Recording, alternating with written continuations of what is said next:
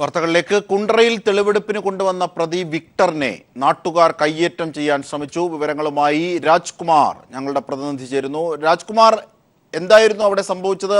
ആരാണ് പ്രതിക്കെതിരെ അക്രമം നടത്തിയത്? അയൽവാസികളും പ്രദേശവാസികളും നാട്ടുകാരും ഉൾപ്പെടെ നൂറുകണക്കിന് പേരാണ് പ്രദേശത്ത് തടിച്ചുകൂടിയിരുന്നത്.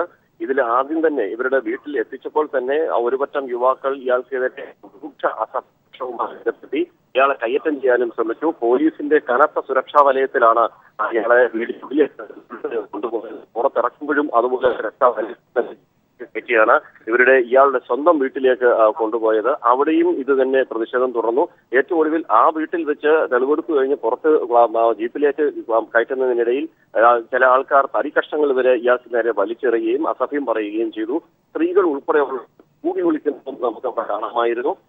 സ്ത്രീകൾ ഒന്നടക്കം പറഞ്ഞു, ഇനി ഈ പ്രദേശം ഇയാളോ ഇയാളുടെ കുടുംബമോ ഉണ്ടാകാനേ പാടില്ല. അത്രമാത്രമാണ് ഈ നാട് അപമാനിതരായത്. ഓരോ വീട്ടിൽ കഴിയുന്ന കുടുംബാംഗങ്ങൾ തമ്മിൽ പോലും അത്രമാത്രം വിഷമതോടുകൂടിയാണ് പരസ്പരം മുഖത്തോട് മുഖം നോക്കുന്നത്.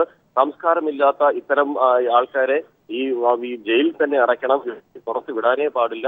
മാതൃകാപരമായ ശിക്ഷ ഇതുപോലുള്ള ആൾക്കാർക്ക് മുഖം സ്ത്രീകളാണ് ഏറ്റവും കൂടുതൽ പറഞ്ഞത്. പ്രദേശത്ത് ഇവർക്ക് ഇനി കുടുംബത്തിന് വിലക്ക് ഏർപ്പെടുന്ന തരത്തിലേക്കാണ് അവരുടെ തീരുമാനം. സ്വാഭാവികമായും നാട്ടുകാർ അത്തരത്തിൽ പ്രതികരിച്ചിരിക്കാം, പക്ഷെ അത് തടയേണ്ട ബാധ്യത പോലീസിനുണ്ടായിരുന്നില്ലേ? പോലീസ് കൃത്യമായ സുരക്ഷ ഒരുക്കിയിരുന്നോ?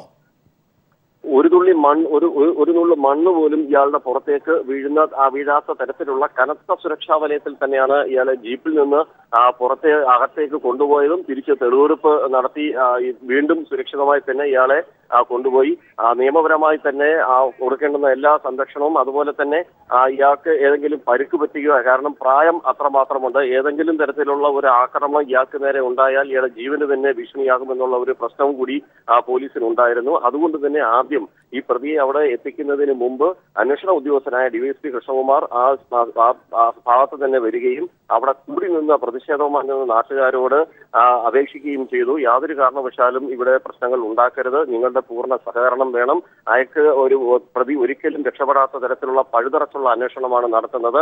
ഈ ഒരു പ്രതി കൊണ്ട് മാത്രമല്ല, ഇനിയും ഈ കേസിൽ പ്രതികൾ ഉണ്ടാകാനുള്ള സാധ്യത ഉണ്ട് എന്നുള്ള ഒരു അറിയിപ്പ് കൂടി അവിടെ അന്വേഷണ ഉദ്യോഗസ്ഥനായ കൃഷ്ണകുമാർ പ്രദേശവാസികൾക്ക് നൽകി. അതിനുശേഷമാണ് ഇയാളെ കൊണ്ടുവന്നത്. അപ്പോഴും ആ സമയത്താണ് ഒരുപറ്റം യുവാക്കൾ പ്രതിഷേധമായി വരികയും ഇയാളെ അസഭ്യം പറയുകയും ആക്രമിക്കാനുമായി ഒരുങ്ങിയത്. ശരി, രാജ്കുമാറാണ് വിവരങ്ങൾ നൽകിയത്.